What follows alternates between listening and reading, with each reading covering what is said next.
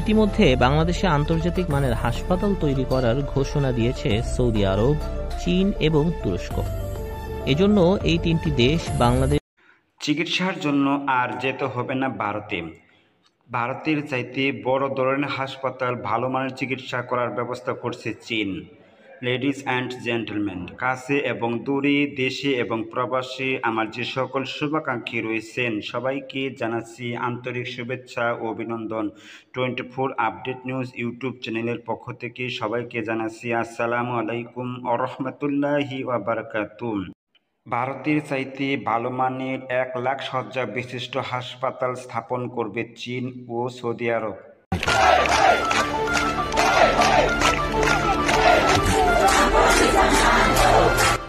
বাংলাদেশি রোগীর অভাবে বন্ধ হয়ে যাচ্ছে ভারতে একের পর এক হাসপাতাল, যার ফলে বেকার হয়ে পড়ছেন ভারতীয় ডাক্তার, নার্স সহ এই খাতের সঙ্গে সংশ্লিষ্ট অনেক কর্মী। বাংলাদেশের গণ অভ্যুত্থানের পরপরই ভারত বাংলাদেশি নাগরিকদের জন্য ভিসা বন্ধ করে দেয়।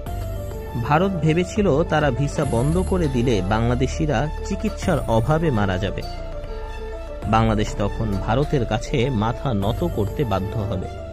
কিন্তু ভারতের সেই ধারণাকে উল্টে দিয়ে চিকিৎসা খাতে চমক দেখালো বাংলাদেশ। বাংলাদেশের চিকিৎসা খাতে ধেয়ে আসছে একের পর এক বিদেশি বিনিয়োগ। ভারতের ভিসা নিষেধাজ্ঞা বাংলাদেশের স্বাস্থ্য খাতের উন্নয়নের জন্য যেন এক রহমত হিসেবে আবির্ভূত হয়েছে। ইতিমধ্যে বাংলাদেশে আন্তর্জাতিক মানের হাসপাতাল তৈরি করার ঘোষণা দিয়েছে সৌদি আরব, চীন এবং তুরস্ক। এজন্য এই তিনটি দেশ বাংলাদেশ বিনিয়োগ উন্নয়ন কর্তৃপক্ষ BIDA অর্থাৎ বিডা এর কাছে আবেদন করেছে। বাংলাদেশে বিশ্বমানের অত্যাধুনিক হাসপাতাল নির্মাণে প্রায় $15 বিলিয়ন বিনিয়োগ করবে তুরস্ক, চীন এবং সৌদি আরব, যেটি বাংলাদেশের ইতিহাসের সর্বোচ্চ পরিমাণ বিদেশি বিনিয়োগ। বাংলাদেশের চিকিৎসা সেবার মান উন্নয়নে প্রায় 1 লাখ শয্যার হাসপাতাল তৈরি করবে সৌদি আরব, চীন ও তুরস্ক। এর মধ্যে 60,000 শয্যার হাসপাতাল তৈরি করবে চীন, আর বাকি 40,000 বেডের হাসপাতাল তৈরি করবে সৌদি আরব ও তুরস্ক, যার ফলে চিকিৎসা খাতে ভারতের ওপর একক নির্ভরতা কমবে বাংলাদেশের। বাংলাদেশে আধুনিক হাসপাতাল নির্মাণের কারণে বিপাকে পড়তে যাচ্ছে ভারতের হাসপাতাল খাতের সংশ্লিষ্ট ব্যবসায়ীরা। এদিকে বাংলাদেশি রোগীর অভাবে বন্ধ হয়ে যাচ্ছে ভারতের একের পর এক হাসপাতাল। ইন্ডিয়ান হসপিটালস অ্যাসোসিয়েশনের সভাপতি রাজীব চন্দ্রশেখর বলেন, এভাবে চলতে থাকলে ভারতের অসংখ্য ডাক্তার, নার্স, পরিবহন শ্রমিক সহ নানা শ্রেণী পেশার মানুষ বেকার হয়ে পড়বে। ভারতের প্রায় 40 লক্ষ মানুষ প্রত্যক্ষ কিংবা পরোক্ষভাবে বাংলাদেশের রোগীদের উপর নির্ভরশীল, যারা বাংলাদেশ থেকে যাওয়া রোগীদের সেবা দেওয়ার মাধ্যমে অর্থ উপার্জন করে থাকে। কিন্তু বাংলাদেশি রোগীর সংখ্যা কমতে থাকায় চাকরি হারানোর ঝুঁকিতে পড়েছেন প্রায় 40 লক্ষ ভারতীয় নাগরিক। এদিকে বাংলাদেশি রোগীদের আরও দ্রুত মেডিকেল ভিসা দেওয়ার জন্য দিল্লিতে বিক্ষোভ শুরু করেছেন ভারতীয় ডাক্তাররা। গতকাল দিল্লিতে নরেন্দ্র মোদীর বাসভবনের সামনে ভারতীয় ডাক্তার এবং নার্সরা এই বিক্ষোভ কর্মসূচির আয়োজন করে। এ সময় তারা বাংলাদেশি নাগরিকদের দ্রুত ভিসা দেওয়ার আহ্বান জানান। বাংলাদেশি নাগরিকদের জন্য মেডিকেল ভিসা বন্ধ করার প্রভাব পড়েছে ভারতের অর্থনীতিতেও। ডলার সংকটে ভাটা পড়েছে ভারতের বৈদেশিক মুদ্রার রিজার্ভেও। গত 20 মাসের মধ্যে সর্বনিম্নে পৌঁছেছে ভারতের রিজার্ভ। তাছাড়া ভারতীয় রুপির দাম ইতিহাসের সর্বনিম্ন পর্যায়ে পৌঁছেছে। বাংলাদেশে নিযুক্ত চীনের রাষ্ট্রদূত জানান, বাংলাদেশে সিঙ্গাপুরের মাউন্ট এলিজাবেথ ও থাইল্যান্ডের বামরুন গ্রাদ হাসপাতালের আদলে বাংলাদেশে আন্তর্জাতিক মানের হাসপাতাল তৈরি করতে চায় চীন, যার ফলে চিকিৎসা ক্ষেত্রে ভারতের ওপর নির্ভরতা কমবে বাংলাদেশের। ভারতের চিকিৎসা নেওয়া বিদেশিদের মধ্যে 54% বাংলাদেশি। প্রতি বছর 8 থেকে 10 লাখ বাংলাদেশি ভারতে চিকিৎসার জন্য যাতায়াত করে থাকে। সেখান থেকে বিপুল পরিমাণ বৈদেশিক মুদ্রা আয় করে ভারত। প্রতি বছর বাংলাদেশিরা চিকিৎসা খাতে ভারতে ব্যয় করে প্রায় $10 বিলিয়ন, যেটি ভারতের অর্থনীতিতে গুরুত্বপূর্ণ ভূমিকা রাখছে।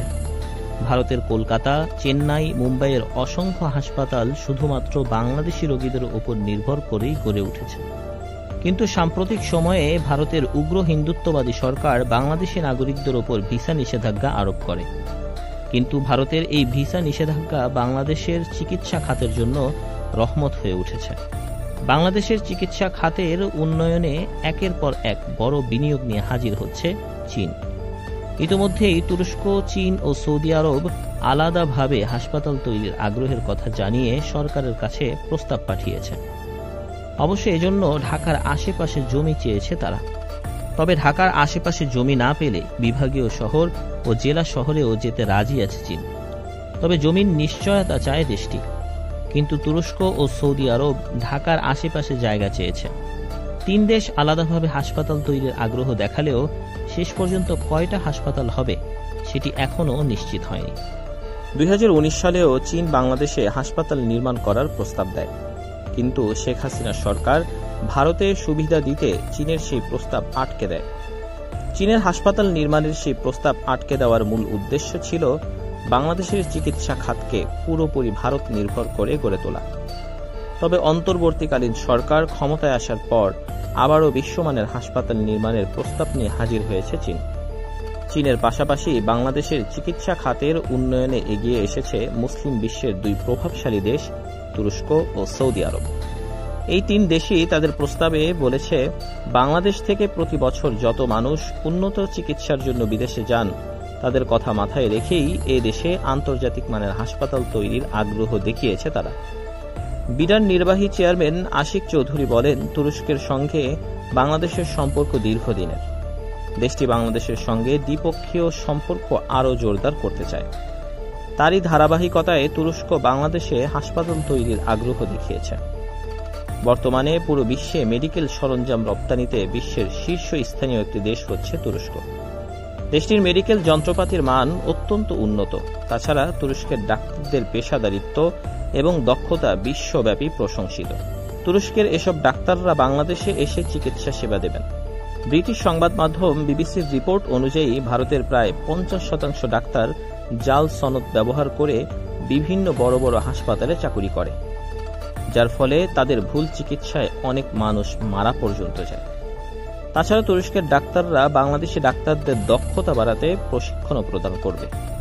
এদিকে বাংলাদেশকে দক্ষিণ পূর্ব এশিয়ার মধ্যে চিকিৎসা ক্ষেত্রে গুরুত্বপূর্ণ হাব হিসেবে গড়ে তুলতে চায় চীন। চীনের সিএমইসির প্রস্তাবে বলা হয়েছে, বাংলাদেশের প্রত্যেকটি বিভাগ এবং জেলা পর্যায়ে একটি করে আন্তর্জাতিক মানের হাসপাতাল করতে চায় তারা। সব মিলিয়ে তারা মোট 60,000 শয্যার হাসপাতাল করতে চায় বাংলাদেশে। সিঙ্গাপুরের মাউন্ট এলিজাবেথ ও থাইল্যান্ডের বামরুন গ্রাদ হাসপাতালের আদলে হাসপাতাল করার আগ্রহ সিএমইসির।